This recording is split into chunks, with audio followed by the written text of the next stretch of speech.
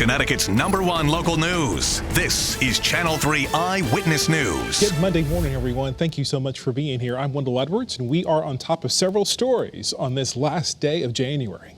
We start with the COVID-19 positivity rate in our state. Here in Connecticut, as of Friday, the state's positivity rate came in just under 10% at 9.7, and just under 1,200 COVID patients are in the hospital. We've also learned the state distributed 900,000 at-home COVID-19 testing kits in the last week. You're better boosted. We're teaming up with Hartford Healthcare for a special 3 Cares event. You can come to our COVID-19 vaccination and booster clinic today. It's happening from 1 p.m. to 5 p.m. at the Hartford Public Library downtown. You can register in advance or just walk in. We have more information on the Channel 3 app. Cold start out there. Hi, everybody. Good morning. 7 o'clock straight up. Let me tell you something. 11 degrees below zero. That's serious cold. This was in the Robertsville section of Colebrook. You can see the photo here. This is the actual weather instrument that took that temperature. 11 degrees below zero. Look in the upper left-hand portion of your screen. Brutal. Brutal. Our Channel 3 early warning radar scans to stay dry. The temperatures out there this morning are making headlines this morning. It is just really, really, really cold. All right, visibility, good. New Haven and Willimantic, you're down just a little bit, but everybody else is at a perfect 10 this morning. And we're rolling out the bus. Those kids got to get on that bus. It is 2 degrees out there this morning in parts of the state. 9 for the shoreline. I think everybody's inside for recess today. It's just going to be too cold. 20 and 26 degrees. At least it's going to be mostly sunny, and that sun is going to feel good. It's just going to be so cold. The good news is also not a lot of wind during the day today. We don't have a lot of wind out there for you this morning. 29 degrees for the ride home, so that's below average. We should be at 36. Beautiful, clear skies this morning in Hartford. Look at the temperature in Hartford. It is 2 degrees in Hartford. 2 degrees in Hartford. That is wild. Middletown, good morning to you. We're looking at very little wind, and here comes the sun in Old Saybrook. Is that not absolutely glorious? Yes. What a picture-perfect shot that is. Right? But it is cold out there in Old Saybrook. All right, here's New Haven. 6. Say what? I should have called in cold. You should have called in cold, is right. 6 in New Haven. Oh. That's brutal. All right. Oh, look at Willington. -8. -3 in Durham. 1 in Bristol. 6 in Woodbridge. Really, really very cold. More numbers for you. Willimantic is at -8. Salisbury 2 below, 1 below at Bradley. Again, we're down from where we were 24 hours ago with the exception of Meriden, Chester, and Bridgeport. You guys are up a little bit, but everybody else is down, and in some cases 11 to 15 degrees colder than just 24 hours ago, and it was cold yesterday.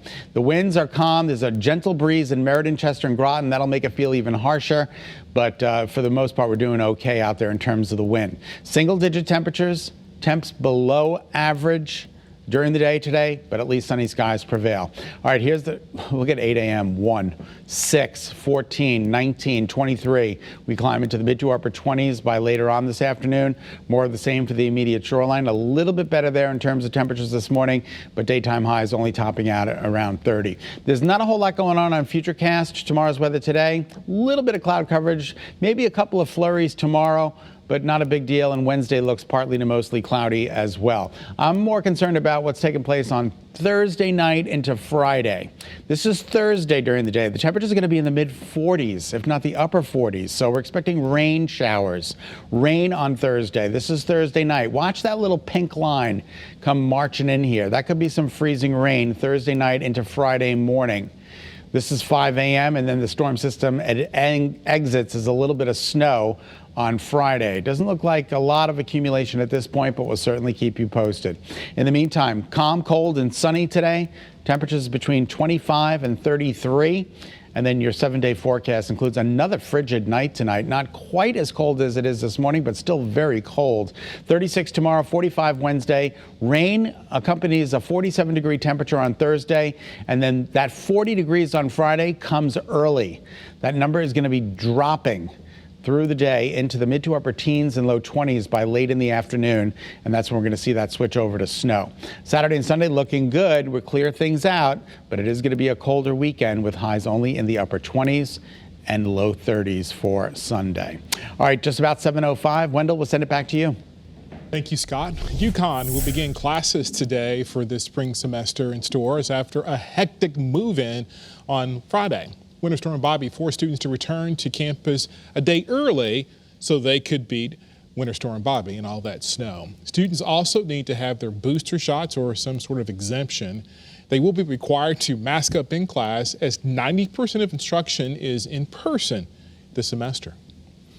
If you live near the Naval Submarine Base in New London, don't be alarmed if you hear loud noises coming from the property. Today, the Naval Security Force is conducting drills with semi-automatic weapons as part of its training. The weapons will be firing blanks as the training will be a simulated threat on the naval property. Officials expect the training to last from 8 a.m. until 4:30 this afternoon. Officials also say there will be a large team of safety personnel overseeing those drills. New information in the case of a Bridgeport woman found dead in her apartment last month. Her family has been asking for more transparency. A detective involved in that investigation into the death of Lauren Smith Fields has been placed on administrative leave. Bridgeport police started a criminal investigation into her death just last week. That's more than a month after she was found unresponsive inside her apartment. The medical examiner ruled she died from a combination of fentanyl, alcohol, and other drugs. Police also placed a second detective on leave who was involved in the death investigation of another woman, Brenda Walls. Bridgeport's mayor directed the department to do this for what he calls, quote, lack of sensitivity to the public and failure to follow police policy in the handling of these two matters, end quote. We have new information in Shelton this morning. Police identified the two people killed in a crash on Route 8 North Thursday. State police are identifying the victims as 32-year-old Joe Rosario of Bridgeport and 33-year-old Raul Calderon of North Branford.